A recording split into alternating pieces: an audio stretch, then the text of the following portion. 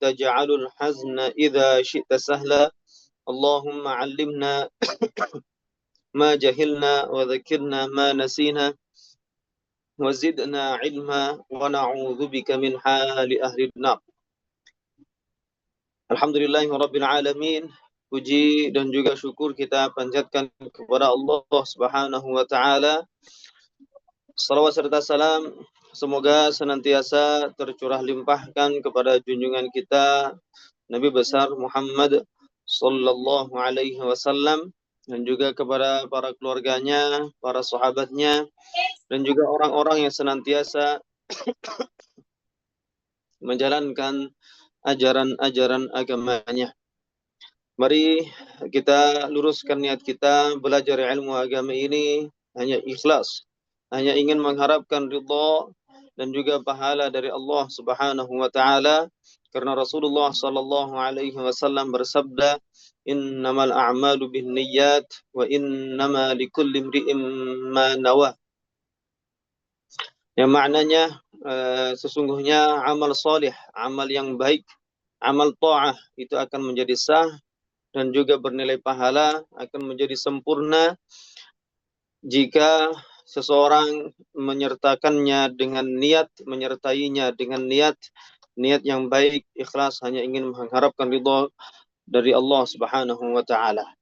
Mari kita baca suratul Fatihah, kita hadiahkan kepada baginda Rasulullah Muhammad sallallahu alaihi wasallam dan juga kepada para guru-guru kita yang telah mengajarkan kepada kita ilmu agama yang bermanfaat untuk kita semuanya dan juga kepada orang tua kita, sanak famili kita yang telah mendahului kita dengan keimanan dan juga keislaman dan dengan niat semoga Allah Subhanahu wa taala melancarkan segala urusan-urusan baik kita, melapangkan rezeki kita, memberikan keberkahan dalam kehidupan kita di dunia dan juga di akhirat. Amin ya rabbal alamin.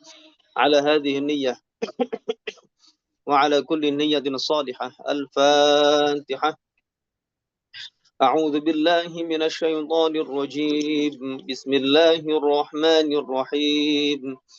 الحمد لله رب العالمين الرحمن الرحيم مالك يوم الدين إياك نعبد وإياك نستعين اهدنا الصراط المستقيم صراط الذين أنعمت عليهم غير المغضوب عليهم ولا الضالين آمين اللهم أوصل ثواب ما تقبل من أعمالنا الصالحة لما ذكرناهم آمين يا رب العالمين.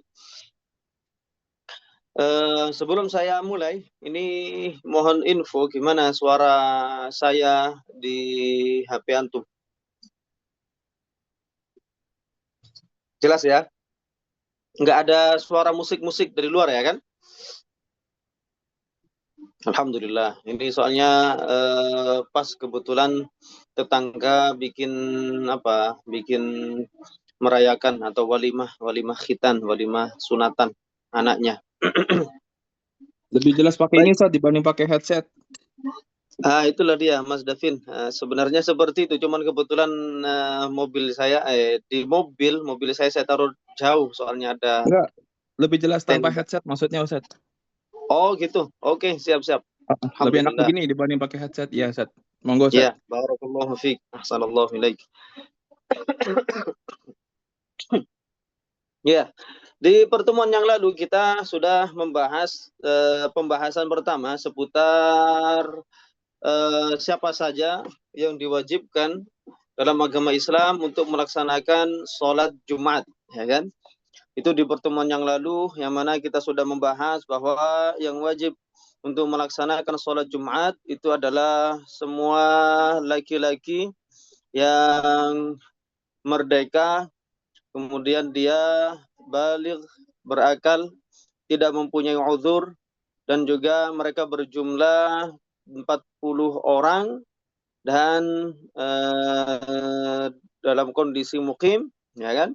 Mukim bukan para dalam kondisi mustautin, bukan dalam kondisi mukim atau musafir yang mana mereka itu tinggal di tempat-tempat yang permanen, bukan di tempat-tempat yang di tempat-tempat seperti perkemahan, tenda, dan seterusnya. Dan juga kita juga menjelaskan bahwa ini sholat Jumat itu juga diwajibkan bagi setiap orang yang bermukim, ya, yang bermukim bersama dengan 40 orang laki-laki yang mustautin yang telah kita sebutkan kemarin. Mukim sepanjang lebih dari 4 hari 4 malam sempurna, maksudnya 4 hari sempurna tanpa menghitung hari kedatangan dan tanpa menghitung hari kepergian, ya, keluar dari tempat tersebut. Kemarin sempat kita review sebentar bahwasanya kalau misalnya nih ada orang datang di hari Senin, baik Seninnya itu Senin pagi, Senin siang, Senin sore, atau Senin malam. Maksudnya Senin malam itu Senin malam Selasa, ya, Senin malam Selasa. Maka hari mukim, hari iqamah itu dimulai dari kapan? Dari fajar, dari masuk waktu subuh hari Selasa. Ini masuk hari pertama. Jadi hari kedatangan itu berakhir sampai masuk waktu subuh hari Selasa, ya. Subuh Selasa sampai subuh hari Rabu itu mukim hari pertama, mukim hari kedua. Subuh Rabu sampai subuh Kamis. Hari ketiga subuh Kamis sampai subuh Jumat. Hari keempat itu dihitung subuh Jumat sampai maghrib Jumat, ya, sampai maghrib Jumat. Jadi kalau misalnya dia berniat iqamah, jadi dia berniat di siang harinya, di siang hari Jumat, dia itu ada niatan untuk tinggal di situ, di tempat orang-orang yang mukallaf, orang yang mustautin tersebut, sampai setelah maghrib hari Jumat. Artinya apa? Setelah sempurna 4 hari sempurna, ya, 4 hari mukim di tempat orang-orang yang mustautin. Maka orang yang demikian ini mereka yang diwajibkan untuk melakukan sholat Jumat juga, meskipun mereka tidak termasuk orang-orang mustautin, ya, mereka bermukim. Kemudian juga kita sudah jelaskan juga kemarin bahwa sholat Jumat diwajibkan juga bagi orang selain mustautin dan juga selain mukim. Orang ketiga yang juga wajib melakukan sholat Jumat itu adalah orang yang tinggal atau yang berada di dekat, maksudnya di luar di luar pemukiman orang-orang yang wajib sholat Jumat, namun di dekat itu bagaimana batasannya? Jadi sebenarnya mereka di luar pemukiman, tapi masih dinyatakan dekat. Dekatnya itu dihitung dengan cara, diketahui dengan cara, sekiranya kalau misalnya ada orang laki-laki yang kuat suaranya, yang lantang suaranya, mengumandangkan azan dari mana? Dari ujung atau dari pinggir, dari tepi daerah yang wajib sholat Jumat yang paling dekat dengan posisi orang di luar itu berada. Ya, kalau misalnya terdengar dan terdengarnya ini meskipun sayup-sayup, nggak jelas lafaz-lafaznya, nggak jelas huruf-hurufnya, tapi ketahuan bahwasanya ini adalah suara panggilan azan, panggilan sholat Jumat, maka yang demikian ini orang tersebut juga wajib untuk sholat Jumat, ya, wajib untuk sholat Jumat, meskipun mereka itu juga tinggal di khiyam, tinggal di perkemahan, ya. Jadi seperti itu. Ini penting, barangkali kalau misalnya ada salah satu, salah dua, ya, orang dari lelaki di antara kita sedang mengatakan melaksanakan misalnya semacam camping, perkemahan, outbound, yang mana dilakukan di mana? Di luar daerah tempat kita tinggal, namun ini kita masih berada di dekat wilayah pemukiman orang yang wajib melaksanakan sholat Jumat. Sekiranya kalau misalnya ada orang yang azan di batas terluar pemukiman tersebut yang paling dekat dengan kita, dia azan di situ dengan suara yang lantang, maka kita masih bisa mendengarnya. Yang seperti ini kita tetap wajib untuk melaksanakan sholat Jumat selama kita tidak termasuk seorang musafir, ya, selama kita tidak termasuk musafir. Kalau musafir selesai masalah, ya, selesai masalah. Artinya musafir kemudian dia berada di tengah-tengah daerah yang wajib melaksanakan sholat Jumat, tetap nggak wajib bagi musafir untuk melaksanakan sholat Jumat. Tapi kalau selain musafir, dia mukim atau orang yang tinggal di tinggalnya itu apa istilahnya itu berpindah-pindah, nomaden, ya kan, di perkemahan terus habis perbekalan atau habis persediaan makanan kebutuhan di suatu tempat, akhirnya pindah ke tempat lainnya dan seterusnya. Kebetulan pas di hari itu hari Jumat dan dia berada tidak begitu jauh dari tempat yang diwajibkan sholat Jumat dengan kriteria yang telah kita sebutkan, dengan orang yang dengan adanya orang yang azan di ujung daerah tersebut, kemudian dia mampu mendengarkannya, maka ini juga wajib untuk melaksanakan sholat Jumat. Meskipun mereka termasuk ahlul khiyam. Meskipun mereka termasuk ahlul khiyam. Artinya ahlul khiyam itu orang yang tinggal di perkemahan, orang yang tinggal di kemah-kemah atau tenda-tenda. Seperti itu. Sekarang kita akan melanjutkan sedikit seperti biasa. Kita siapkan terlebih dahulu. Kita siapkan terlebih dahulu alat tulis kita. Akan kita sebutkan, akan kita diktekan sedikit tentang materi yang akan kita jelaskan di pertemuan kita kali ini. Kemudian salah satu dari peserta silakan untuk mengulang apa yang kita diktekan. Baik, jika sudah siap kita mulai pertanyaan.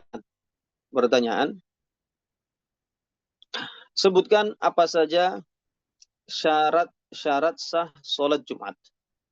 Sebutkan apa saja syarat sah sholat Jumat. Sebutkan apa saja syarat sah sholat Jumat. Jawaban.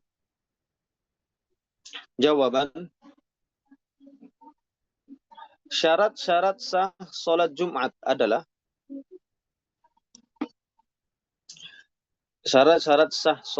adalah satu, dilakukan di waktu zuhur. Dilakukan di waktu zuhur. Yang kedua, didahului oleh 2 khutbah. Yang kedua adalah didahului oleh 2 khutbah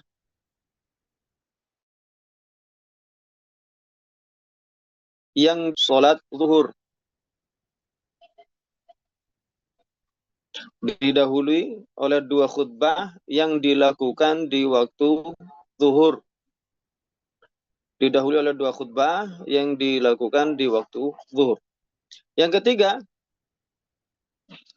dilaksanakan sholat berjamaah, sholat Jumat secara berjamaah. Dilaksanakan sholat Jumat secara berjamaah bersama,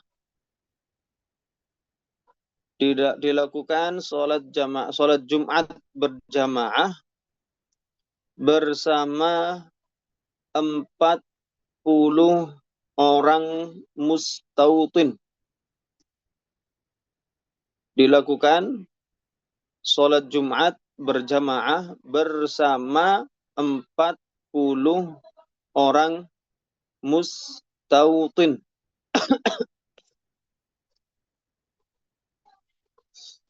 orang mustautin. Yang terakhir,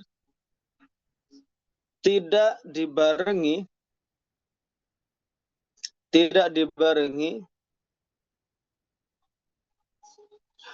oleh sholat Jumat lain.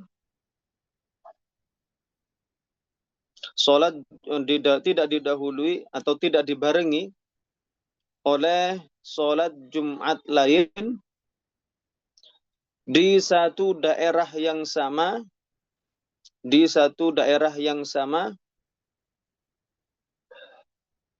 tanpa dibutuhkan, tanpa hajat atau tanpa dibutuhkan, tanpa hajat atau tanpa dibutuhkan.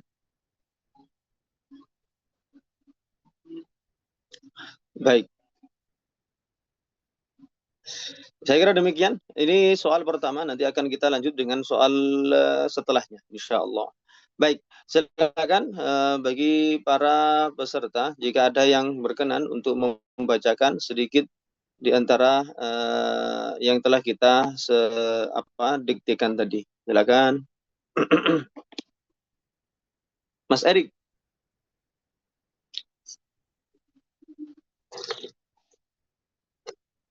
Bismillah.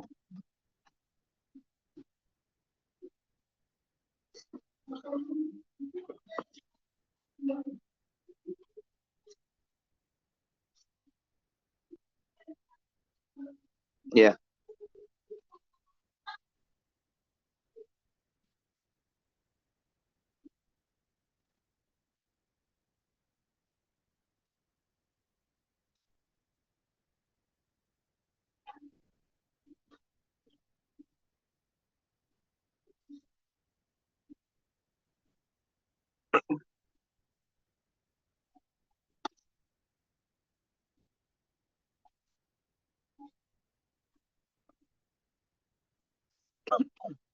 Barakallahu fikum.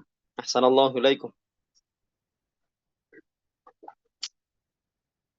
Jadi itu adalah di antara syarat-syarat sah melaksanakan sholat Jumat. Jadi sholat Jumat itu ada rangkaian-rangkaiannya. Nanti yang sangat ma'ruf rangkaiannya, ya kan? Jadi sholat Jumat itu adalah sholat yang sebenarnya dia itu sebagian ulama menyatakan bahwa sholat Jumat itu adalah pengganti, ya, pengganti sholat zuhur. Ya, sebagian ulama menyatakan bahwa sholat Jumat itu adalah pengganti sholat zuhur. Artinya apa? Pengganti.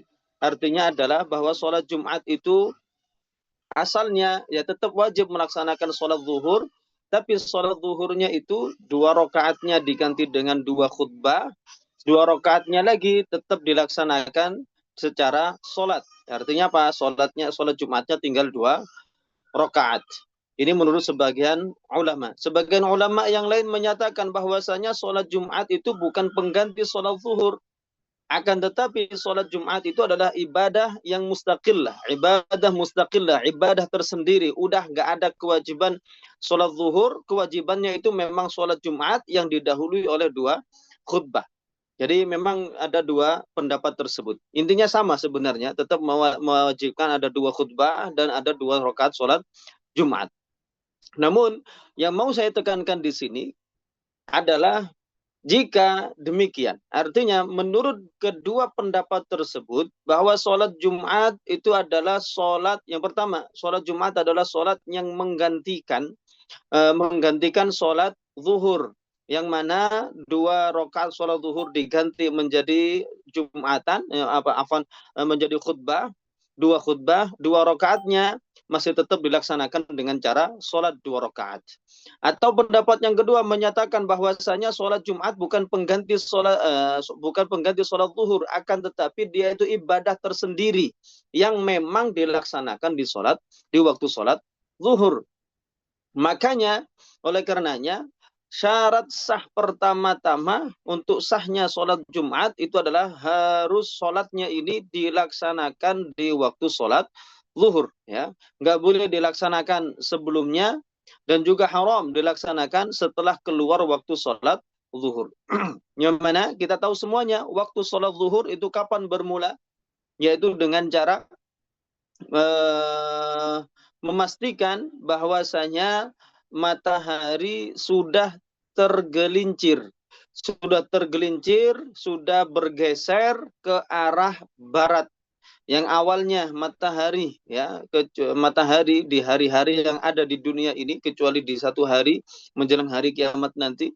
Ini setiap hari matahari itu terbit dari timur tenggelam di barat. Artinya apa? Dari timur rendah kemudian naik sampai ke tengah. Ketika berada tepat di tengah, ini belum masuk waktu sholat zuhur, dia tepat berada di tengah. Belum masuk waktu sholat zuhur, ini namanya waktu istiwa. Waktu istiwa itu tidak menunjukkan waktu apapun, tidak menunjukkan waktu sholat tertentu. Waktu istiwa itu adalah waktu yang menunjukkan bahwasanya sekarang matahari tepat berada di tengah-tengah langit. Itu namanya istiwa. Waktu istiwa adalah waktu di mana di saat tersebut matahari berada di tengah-tengah langit. Artinya apa ya? Bagi orang yang berada di bumi. Orang di bumi melihat matahari di tengah-tengah langit. Artinya apa? Tidak sedikit geser ke kanan, tidak bergeser ke timur dan juga tidak bergeser ke barat ya. Artinya apa? Pas di tengah-tengah. Kalau misalnya kita menengadahkan ke arah atas, itu pas berada di tengah-tengah, tidak ke arah timur dan juga tidak ke arah barat. Ini namanya waktu istiwa. Waktu istiwa tidak menunjukkan masuknya waktu sholat zuhur. Waktu sholat zuhur kapan dimulai? Ketika matahari setelah dia berada di tengah-tengah langit, dia mulai bergeser dari timur ke tengah, dari tengah menuju ke barat. Ya, kalau udah bergeser meskipun hanya sedikit, yang seperti ini menunjukkan bahwa waktu sholat zuhur sudah masuk ya. Saat kita bagaimana taunya? Kita bagaimana taunya? Kalau matahari sudah bergeser, nah, taunya adalah dengan cara kita melihat kepada bayang-bayang yang ada di tanah atau di lantai, atau di di jalanan dan seterusnya. Kita lihat suatu benda yang berdiri tegak ya, suatu benda yang berdiri tegak. Kalau kita melihat atau mengamati matahari ketika dia berada di arah timur masih rendah, maka bayangan benda di mana? Di arah barat. Betul? Di arah barat. Masih panjang di arah barat.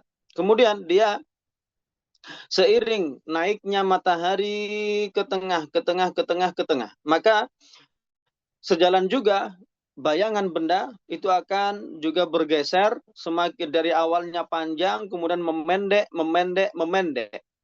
Ketika bayangan benda itu sudah berada pada posisi yang paling pendek, pada ukuran yang paling pendek, paling kecil selama satu hari itu, tidak memendek lagi, itu menunjukkan bahwa matahari berada tepat di tengah langit.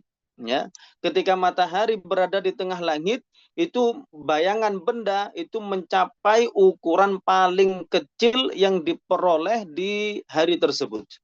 Ya, kalau misalnya demikian, ini menunjukkan waktu istiwa. Waktu istiwa berarti belum masuk waktu sholat zuhur. Kalau sudah demikian, maka tinggal tunggu saja beberapa saat setelahnya, bayangan benda ini akan bertambah. Ketika bayangan benda sudah bertambah, ini menunjukkan bahwasanya matahari sudah tergelincir dari tengah langit, sudah bergeser ke arah barat. Kalau sudah demikian, ini berarti apa? Menunjukkan bahwa sholat zuhur, waktu zuhur sudah masuk. Ini masuknya waktu sholat zuhur. Jadi sholat Jumat itu tidak akan sah kecuali dilaksanakan setelah masuknya waktu sholat zuhur. Kemudian selanjutnya sholat Jumat mengikuti pendapat yang pertama ya, atau mengikuti pendapat kedua ya, memang ketentuannya demikian bahwa sholat Jumat itu harus didahului oleh kedua khutbah, yang mana kedua khutbah ini karena dia menggantikan dua rakaat sholat zuhur.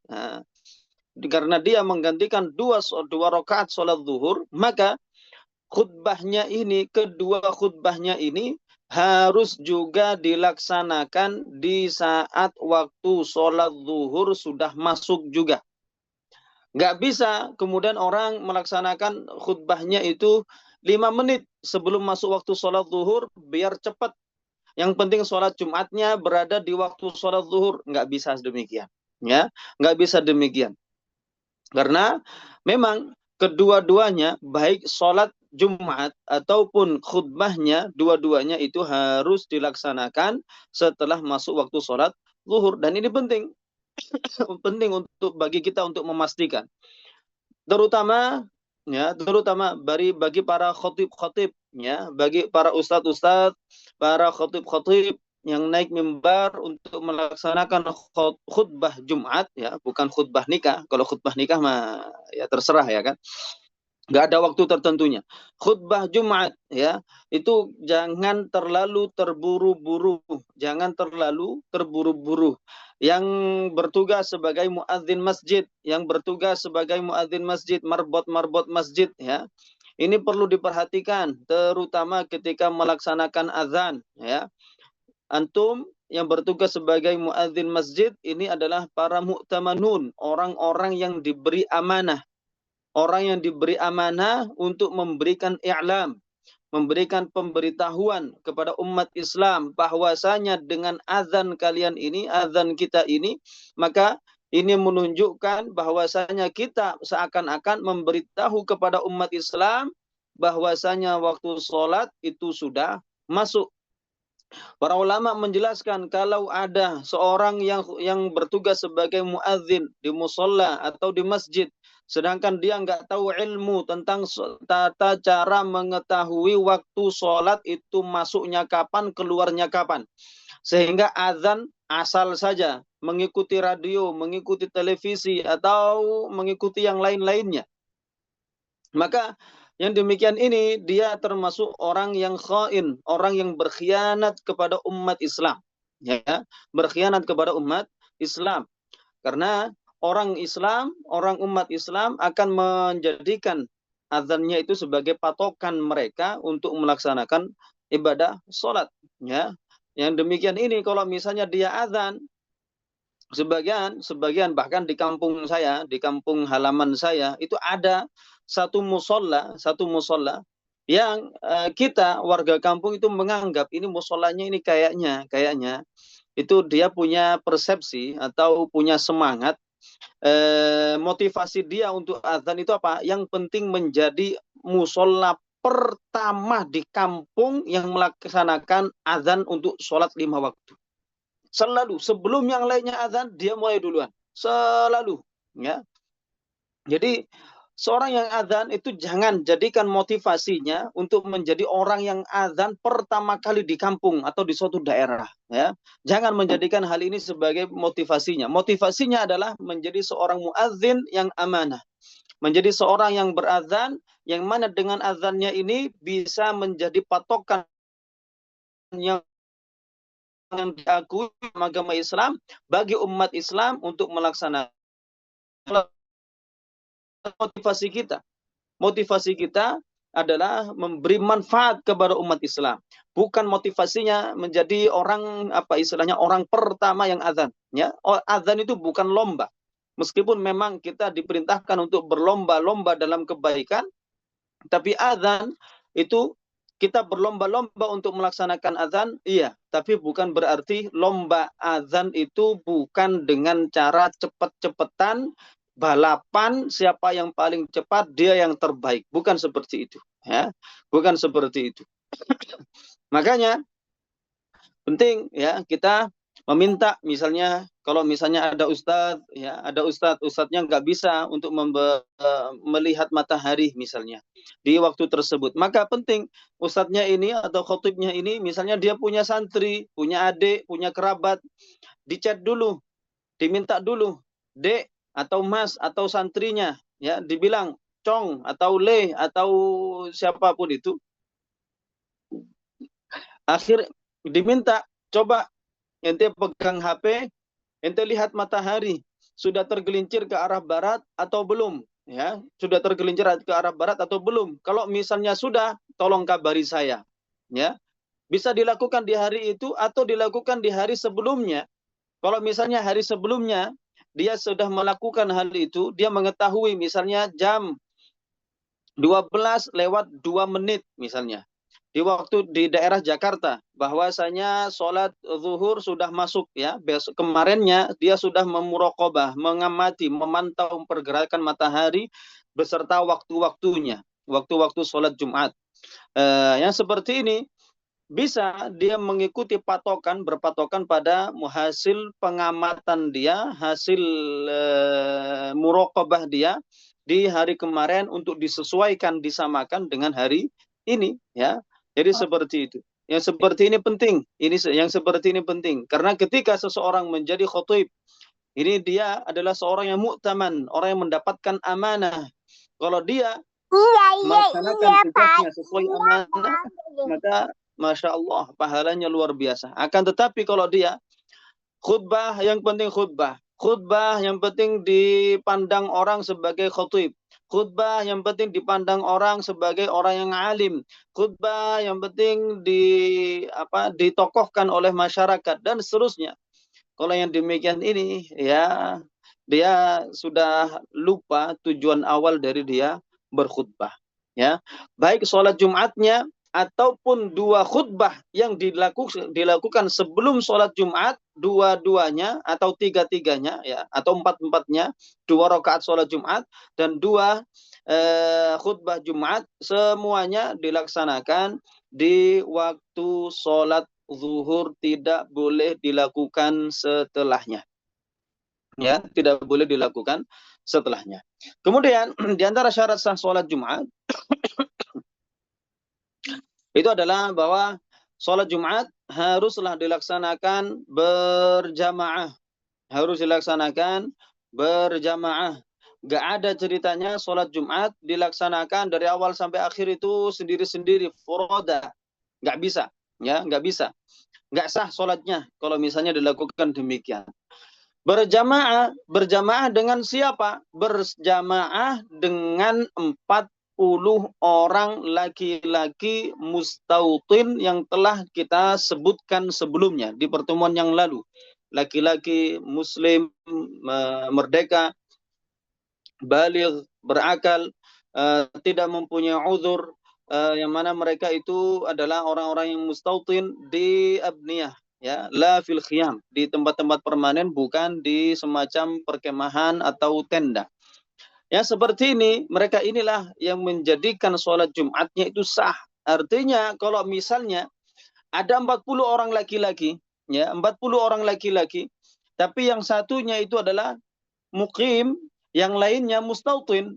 Artinya mustautinnya berapa? 39. Kurang dari nominal yang ditentukan. Nominal paling minim yang ditentukan untuk sahnya sholat Jumat. Maka nggak sah bagi mereka melaksanakan sholat Jumat. Ya, tidak sah. Kalau misalnya 40 orang pas, Ustadz. Yang mana 40 orang ini semuanya laki-laki merdeka, yang sudah balik, berakal, tidak mempunyai uzur, kemudian mereka juga mustautin, seterusnya, memenuhi semua syarat wajibnya sholat Jumat. Tapi nggak ada lebihnya. Artinya apa? Khotibnya itu 1, pendengarnya 39. Imamnya juga 1, ya jelasnya 1 ya kan. Selebihnya 39. Semuanya itu mustautin.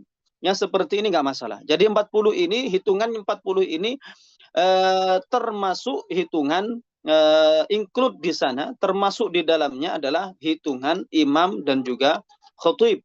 Jadi bukan berarti 40 ini adalah 40 makmum atau 40 pendengar khutbah, ya. Bukan itu. Tapi intinya adalah pelaksana itu baik sebagai khatib atau pendengar, baik sebagai imam atau sebagai makmum. Semuanya minimalnya itu adalah 40 orang, ya. Minimalnya adalah 40 orang laki-laki yang telah kita sebutkan. Kemudian yang terakhir adalah bahwasanya sholat Jumat, agar dia itu dinyatakan sholat Jumatnya ini sah, maka dalam mazhab Syafi'i, haram hukumnya dan juga tidak sah hukumnya kalau dilaksanakan 2 sholat khutbah yang mana dua-duanya dilaksanakan di satu daerah yang sama. Ya, di satu daerah yang sama, meskipun daerahnya itu besar, selama tidak dibutuhkan untuk lebih dari 1. Ya. Kalau misalnya maksudnya tidak dibutuhkan itu apa? Sekiranya masih cukup, masih memungkinkan untuk mengumpulkan semua mustautin dan juga semua mukim yang wajib untuk melaksanakan sholat Jumat di satu tempat yang sama, ya. Jadi misalnya nih ada suatu daerah, daerahnya lumayan besar, ya kan? Dan juga pemerintah memberikan tempat yang memadai untuk mengumpulkan semuanya di satu tempat yang sama, sholat Jumat bareng semuanya, ya, di satu tempat saja, bukan di beberapa tempat. Yang seperti ini maka di daerah ini tidak boleh untuk melaksanakan sholat Jumat di lebih dari satu sholat Jumat, nggak boleh. Dan ini penting, ya, ini penting, terutama kalau misalnya ada di antara ikhwan atau antum sekalian yang hidup di suatu daerah yang ya istilahnya tergolong daerah yang kecil, ya, termasuk daerah yang kecil. Yang seperti ini maka penting untuk diperhatikan. Kalau misalnya daerah yang kecil, biasanya di kampung-kampung, ya, di desa-desa, itu biasanya ya paling berapa kakak, kemudian dia apa istilahnya di situ laki-lakinya itu berapa orang, ya kan, paling 100, ada mungkin 150. Maka yang seperti ini cukup melaksanakan sholat Jumat di satu tempat jika memungkinkan, ya, jika memungkinkan. Karena sebagian orang itu motivasinya karena di sini ada satu ustadz yang ditokohkan, yang di sisi lain di satu daerah yang sama ada ustadz lain juga yang berpengaruh, tokoh juga yang berpengaruh di wilayah tersebut. Akhirnya apa? Ini ustadznya pengen punya jamaahnya dikumpulkan di satu tempat, yang satunya, tokoh yang satunya pengen mengumpulkan ya, jamaahnya di satu tempat tersendiri, sholat Jumat masing-masing. Padahal kalau dikumpulin jadi satu masih bisa. Yang seperti ini dalam mazhab Syafi'i nggak bisa dibenarkan, ya. Yang seperti ini tidak bisa dibenarkan. Kalau misalnya nggak bisa, kalau misalnya nggak bisa, artinya nggak bisa itu apa? Nggak memungkinkan untuk mengumpulkan semua orang yang wajib sholat Jumat di daerah tersebut di satu tempat, bukan lebih, ya, tidak lebih, di satu tempat. Kalau nggak memungkinkan mengumpulkan semua orang yang wajib untuk melaksanakan sholat Jumat di satu tempat saja untuk satu daerah tersebut, maka boleh untuk melaksanakan sholat Jumat lebih dari satu, ya, lebih dari satu. Artinya lebih dari satu itu, apakah harus dua? Nggak harus. Apakah harus tiga? Juga tidak. Apakah boleh 4, 5 dan seterusnya? Juga tidak. Apa batasannya? Batasannya adalah biqadril hajah, sesuai dengan kebutuhan. Jadi kebutuhannya nih misalnya, oh rupanya jamaahnya atau orang yang wajib sholat Jumat di situ adalah 100.000 misalnya, 100.000. Maka kalau misalnya di masing-masing sholat, di masing-masing masjid misalnya bisa berkumpul di situ 1.000 orang, maka cukup untuk mengumpulkan mereka di 10 tempat misalnya. Maka nggak boleh lebih dari itu. Kalau 5.000 orang, masing-masing kapasitas masjidnya itu adalah 1.000 orang. Berarti cukup melakukan sholat Jumat di 5 tempat. Tidak boleh lebih.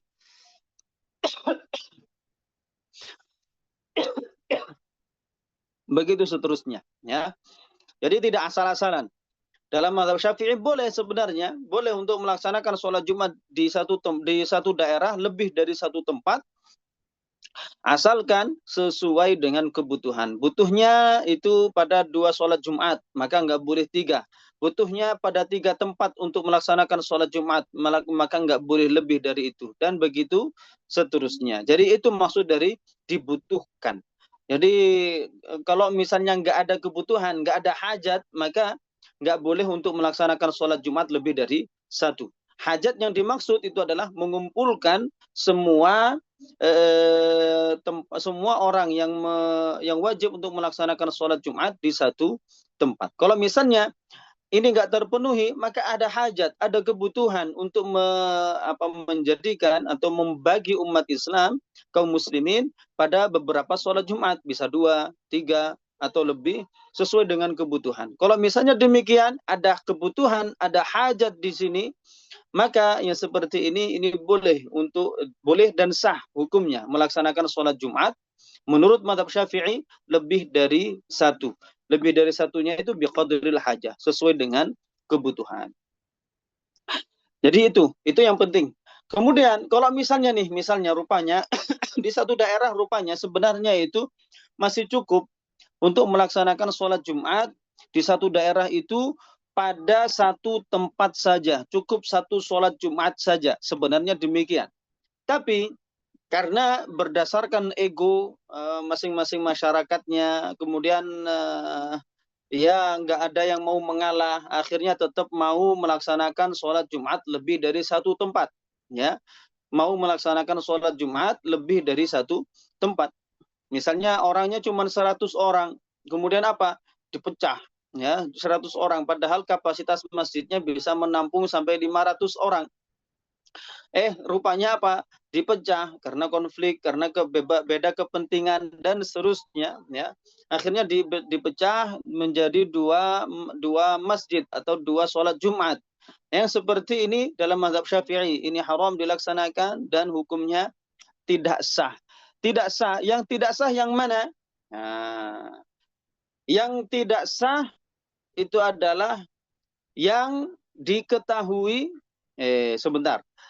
Ya, di sini kalau misalnya dipaksakan lebih dari satu, padahal cukup untuk melaksanakan sholat Jumat di satu tempat, maka ada yang sah, ada yang tidak sah. Ya, ada yang sah dan ada yang tidak sah. Yang sah itu mana? Yang sah, ini perhatikan kalimatnya. Yang sah itu adalah yang diketahui, ya.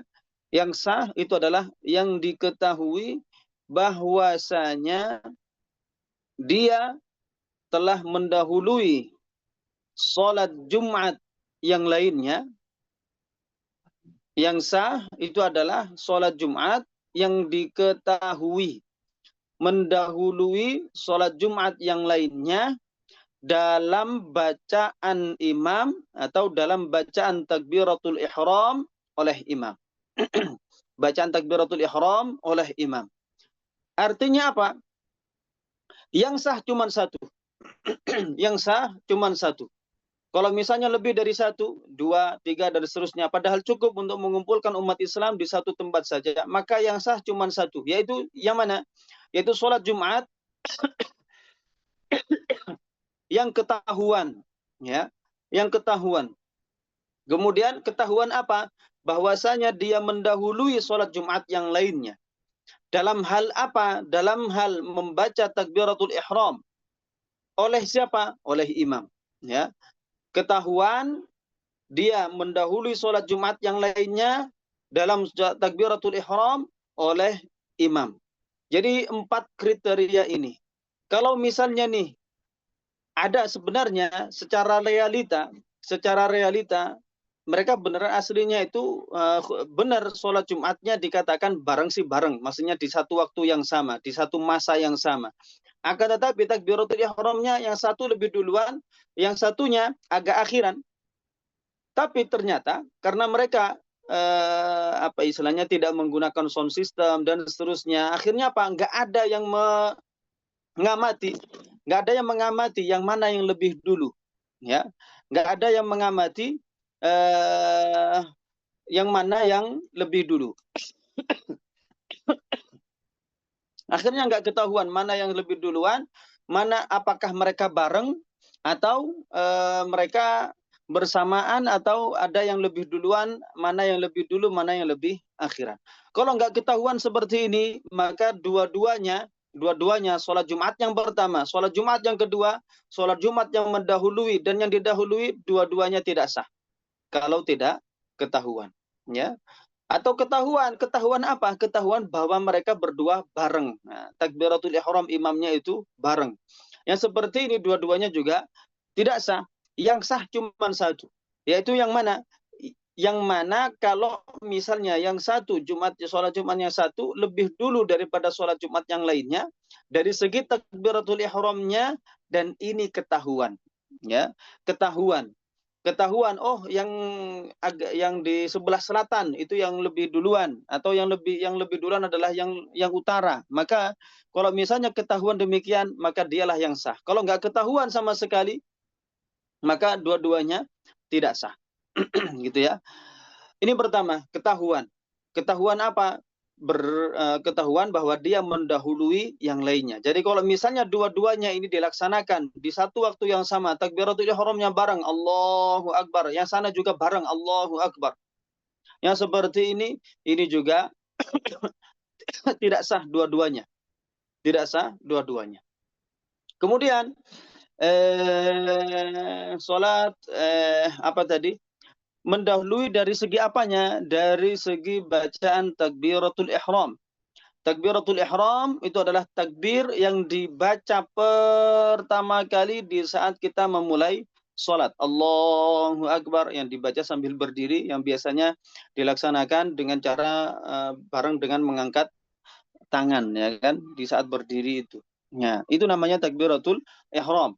Dinyatakan bareng atau mendahului itu dari segi apanya? Dari segi berhenti atau tuntas, selesai membaca takbiratul ihram. Tuntasnya bagaimana? Ya udah selesai sampai Allahu Akbar, ro-nya. Kalau siapa di antara dua imam ini yang lebih dulu selesai membaca ro dari kata Allahu Akbar, dialah yang duluan. Ya, dialah yang duluan. Bisa jadi membaca Allah itu bareng, tapi yang satunya lebih duluan selesai akbar. Yang satunya baru kemudian membaca akbar. Bisa saja seperti itu. Yang demikian ini dinyatakan bahwa yang duluan itu adalah yang selesai membaca ro, yang selesai membaca ro. Dan ini adalah bacaan dari imamnya. Jadi makmumnya, ya bisa saja makmumnya itu membaca takbiratul ihram kapan? Menjelang imamnya rukuk di rakaat pertama misalnya. Ya seperti ini nggak jadi patokan ya. Untuk takbiratul ihram makmumnya ini tidak menjadi patokan. Saya kira demikian. Mungkin ada 1-2 pertanyaan, silakan disampaikan.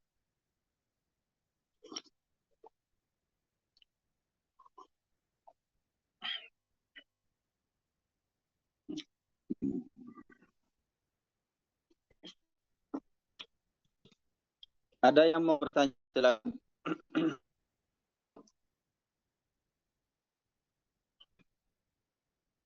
Ya.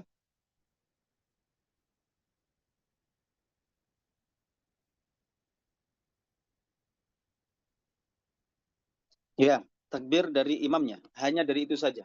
Ya bisa saja dari segi khutbahnya, yang satunya agak panjang, yang satunya agak pendek khutbahnya, ya kan, sehingga yang agak pendek ini dia takbirnya duluan, ya dia yang duluan, ya. Jadi bukan patokannya pada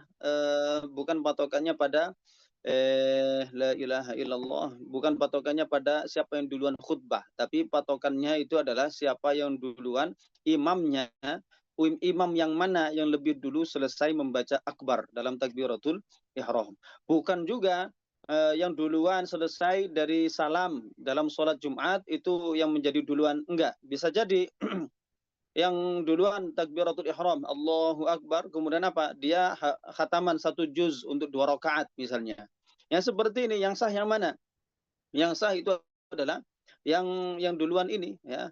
Yang sah itu adalah yang duluan ini. Yang seperti ini enggak masalah. Jadi bisa saja salam dia itu akhiran, tapi patokannya itu adalah dari segi takbiratul ihramnya. Jadi segi takbiratul ihramnya.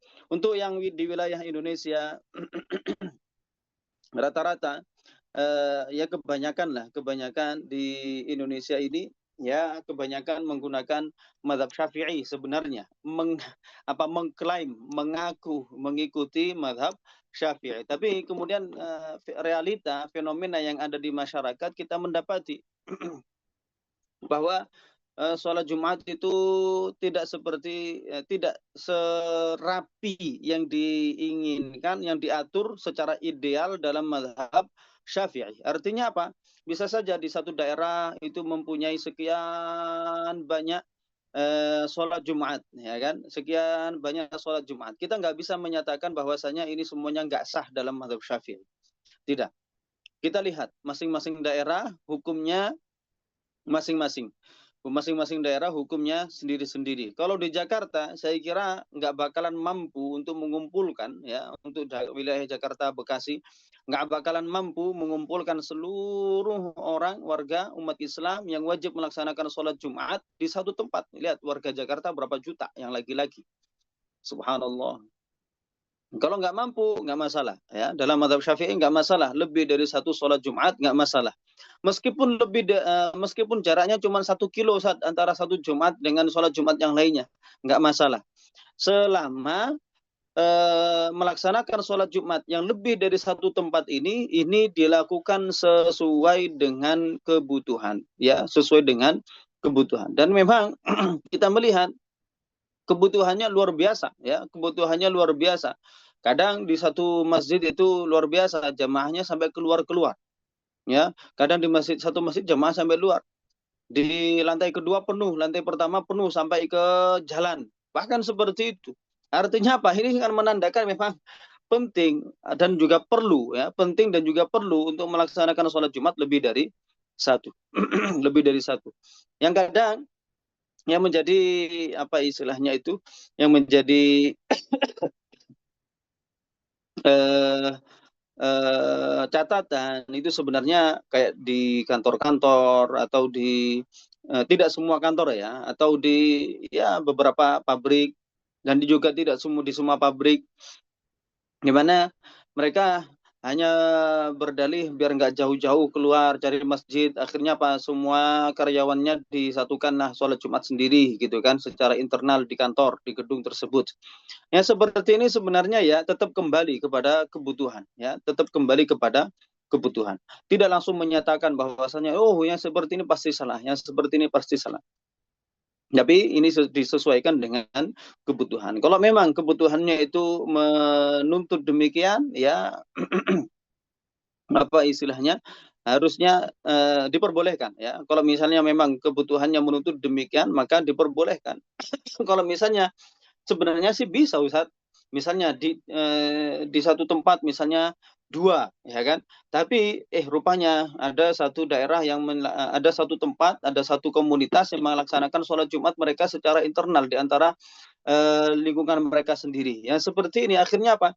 Yang hasilnya cukup 2, ternyata dilaksanakan 3. Maka yang demikian ini juga kembali. Yang sah yang mana? Yang ketahuan lebih dulu daripada sholat Jumat yang lainnya. Dari segi apanya? Dari segi takbiratul ihram dari imam. Seperti itu. Makanya kalau misalnya sekarang sih, ya, khutbahnya jangan terlalu panjang-panjang, ya kan. Dan seterusnya, intinya biar bisa kita mengejar, ya, pendapat dalam mazhab Syafi'i.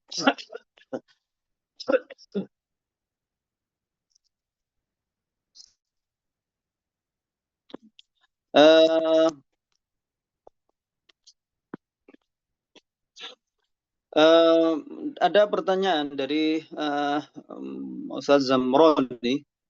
Ada. Ya, berkaitan dengan jadwal khutbah, jadwal sholat yang dirilis oleh Kementerian Agama atau yang lainnya, biasanya ada di kalender-kalender, ya kan. Sebenarnya kita nggak bisa menyatakan bahwasanya, oh, ini pasti benar, atau sebaliknya, oh, ini pasti keliru. Dan juga nggak bisa langsung menyatakan bahwasanya kita nggak boleh sama sekali mengikuti jadwal sholat. Bukan seperti itu. Maksud saya tidak seperti itu. Maksud saya, pertama-tama saya mengajarkan bahwasanya para ulama menyatakan hukumnya fardu ain. Hukumnya fardu ain. Fardu ain artinya apa? Tidak bisa diwakilkan kepada yang lainnya.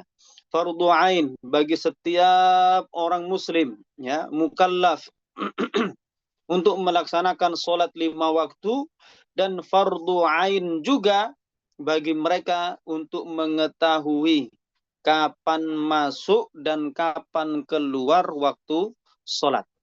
Ini fardu ain, nggak bisa diwakilkan, ya. Fardu ain nggak bisa diwakilkan. Jadi kalau misalnya tadi yang saya sebutkan bahwasanya bisa saja ada orang, bahkan di kampung saya, ya kan, ini di kampung saya, dan juga terjadi di apa namanya, di tempat-tempat lainnya, bahkan stasiun radio, ya, stasiun radio bisa saja dia dari segi sistemnya atau alarmnya atau apa istilahnya, tauqid atau timingnya, timernya itu tidak berjalan sebagaimana mestinya. Akhirnya apa?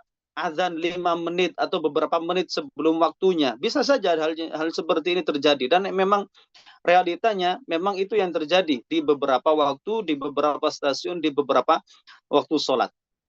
Ya, ini lalu bagaimana? Apakah langsung dinyatakan, oh yang dosa itu cuman yang azan saja? Enggak, ya.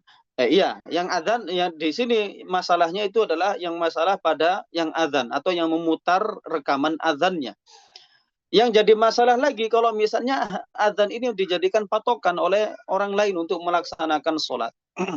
Kalau ada orang lain melaksanakan sholat hanya berpatokan pada azan orang yang azan, apakah boleh? Sebenarnya boleh, selama yang azan itu adalah orang yang amanah dan dia tahu, sudah alim, sudah tahu. Alim dari segi apa? Bukan berarti dia sudah mencapai derajat Imam Syafi'i, bukan seperti itu. Alimnya di sini adalah dari segi dia bisa dipercaya dan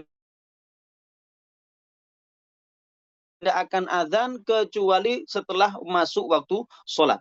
Kalau yang azan demikian, artinya apa? Dia sudah tahu waktu sholat itu kapan masuk, kapan keluar. Kemudian dia adalah orang yang amanah, orang yang bisa dipercaya. Sekiranya orang-orang itu meyakini, mempercayai dia bahwa dia tidak akan azan kecuali sudah memastikan bahwa waktu sholat sudah masuk. Kalau misalnya yang azan demikian, kalau misalnya yang azan demikian, maka yang seperti ini boleh umat Islam langsung tanpa dia melihat matahari, bayangan benda, tanpa melihat tenggelam matahari atau terbitnya fajar dan seterusnya, tanpa melakukan ini, langsung seseorang boleh untuk melaksanakan sholat hanya berpedoman pada azannya orang tersebut. Akan tetapi kalau misalnya orangnya yang azan nggak bisa dipercaya, kadang kita nggak kenal ini yang azan siapa, kadang kita kenal, tapi kita kenalnya rupanya dia itu nggak pernah belajar ilmu agama. Yang penting bermodalkan suara yang merdu, lenggak-lenggok suaranya yang enak. Hanya bermodalkan demikian, kemudian bertugas sebagai marbot masjid dan seterusnya. Seperti ini kita nggak bisa mempercayainya, maka kita kalau misalnya, jangan kita, misalnya ada orang melaksanakan sholat hanya berpedoman pada azan orang ini, maka nggak bisa sholatnya dia nggak boleh melaksanakan sholat hanya berpedoman pada azannya orang itu. Maka dengan sekian banyak orang yang azan, kita nggak bisa langsung serta-merta mengikuti azannya orang. Lalu bagaimana caranya? Kita harus membekali diri sendiri, ya. Wajib ain, fardu ain bagi setiap orang untuk mengetahui kapan masuk sholat, kapan keluar waktu sholat. Kemudian kalau kita mengetahui bahwasanya rupanya jadwal yang dibikin oleh pesantren fulan misalnya, atau jadwal yang disebarkan oleh Kementerian Agama, atau jadwal sholat yang disebarkan oleh Lajnah Falakiyah dari NU atau dari yang lainnya misalnya.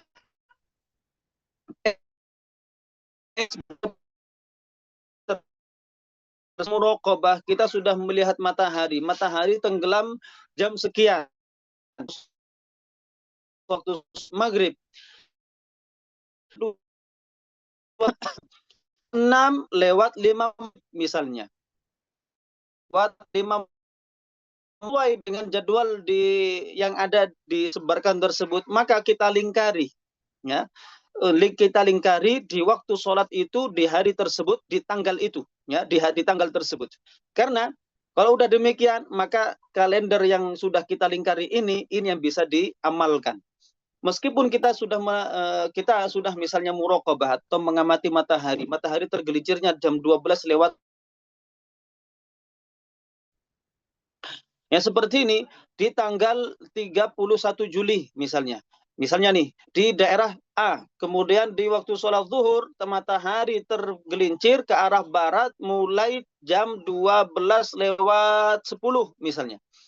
Maka, kalau ini sudah dicatat, diingat-ingat, tanggal 31 Juli di daerah A, ya, di daerah Jakarta misalnya, atau daerah di mana, di Surabaya, atau di Bandung, atau di manapun itu, dicatat di Bandung untuk sholat zuhur jam tanggal 31 Juli itu masuknya misalnya jam 12:10, maka dicatat ini untuk tahun selanjutnya di tanggal yang sama, maka hasil pengamatan ini bisa dilakukan, dipakai untuk di tahun selanjutnya lagi, seperti itu. Jadi seperti itu. Kalau misalnya kita tahu bahwa misalnya nih yang muraqabah, yang bikin jadwal itu adalah orang, jadwal sholat misalnya adalah orang yang membuat jadwal berdasarkan pengamatan dengan mata kepala kita. Yang seperti ini maksudnya dengan mata kepala kita, mata kepala mereka, ya kan? Artinya mereka tahu kapan masuk dan keluar waktu sholat, dan mereka membuat jadwal itu berdasarkan hasil pengamatan mereka. Yang seperti ini jadwal dari mereka bisa kita pakai. Tapi kalau hanya berdasarkan ilmu falak atau ya ilmu falak, ilmu hisab, ya, ilmu hisab, yang seperti ini nggak bisa langsung serta-merta kita pakai, ya, nggak bisa langsung serta-merta kita pakai. Ini ilmu hisab itu tidak diakui dalam agama Islam sebagai, ya, bukan tidak diakui begitu saja, tidak diakui dalam agama Islam sebagai alat penentu awal atau akhir bulan dan awal atau akhir waktu sholat.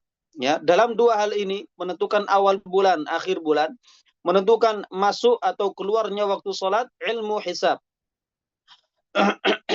Ilmu hisab, ilmu falak itu nggak bisa diakui. Yang diakui adalah dengan mata kepala. Ya, yang diakui adalah dengan mata kepala. Artinya, kenapa demikian? Kita lihat saja di antara sekian banyak ilmu falak itu ada sekian cara penghitungan, ya, sekian cara perhitungan. Perhitungannya itu ada yang menggunakan teori epimeris atau apa, ya kan, dan seterusnya lah. Dan hasil dari mereka itu nggak semua sama.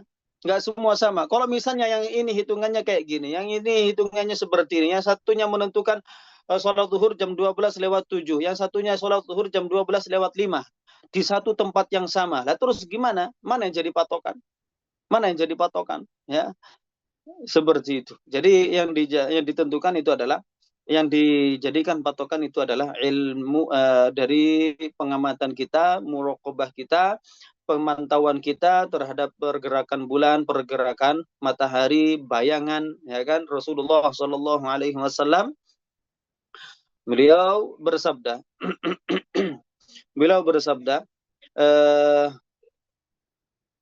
inna khiyara ibadillah alladzina yura'una syamsa wal qamara wal adhillata wan nujuma li dzikrillah. Inna khiyara ibadillah, sesungguhnya sebaik-baik hamba Allah, ini pujian, adalah alladzina yura'una, orang-orang yang senantiasa memperhatikan asyamsa wal qamar, memperhatikan matahari dan juga rembulan, wal adhillah, dan juga bayangan matahari dari suatu benda, kemudian wan nujum, dan juga pergerakan bintang. Lidzikrillah, artinya lidzikrillah itu adalah untuk mengetahui waktu salat. Lidzikrillah ay lis-shalah.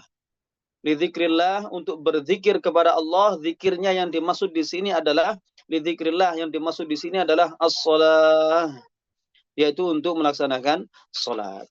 Jadi demikian. Ini pentingnya seseorang untuk mengetahui. Insya Allah ini sebelumnya kayaknya sudah pernah kita bahas ulasan tentang cara mengetahui awal dan akhir waktu sholat.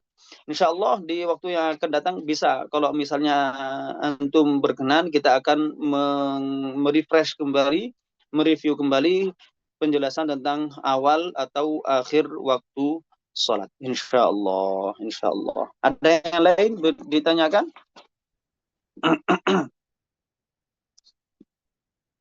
Baik, jika dirasa tidak ada pertanyaan, maka saya kira sampai di sini dulu. Insya Allah akan kita lanjutkan di pertemuan yang akan datang. Saya kira di pertemuan yang akan datang ini berkaitan sangat erat kaitannya dengan khutbah. Sangat erat kaitannya dengan khutbah.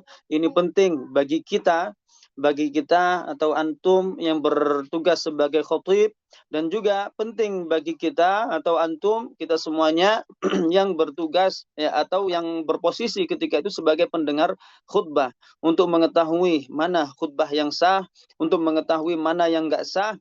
Dengan mengetahui hal yang demikian ini, kita bisa memberikan bersikap, memberikan sikap yang hikmah, sikap yang bijak untuk menyikapi keadaan-keadaan yang ada. Ya, kalau misalnya sah, alhamdulillah. Kalau misalnya enggak sah, maka kita peringatkan dengan cara yang bijak. Saya kira demikian. Semoga ini semuanya menjadi ilmu yang bermanfaat bagi kita semuanya. Semoga Allah Subhanahu wa taala menjadikan kita semuanya menjadi orang-orang yang beriman dengan keimanan yang sempurna, sehingga kita meninggal dalam kondisi husnul khatimah. Amin. Alamin. Barakallahu fikum wa ahsana ilaikum. Kita akhiri dengan bacaan tahlil, salawat dan istighfar bersama-sama. La ilaha illallah. Allahumma salli ala sayyidina Muhammadin wa ala alihi wa sahbihi wa sallim. Rabbi ighfirli wa liwalidayya wa lil mu'minina wal mu'minat. Walhamdulillahi rabbil alamin. Kurang lebihnya mohon maaf. Saya akhiri. Assalamualaikum warahmatullahi wabarakatuh. Waalaikumsalam warahmatullahi wabarakatuh. Waalaikumsalam warahmatullahi wabarakatuh. Terima kasih. Barakallahu fikum.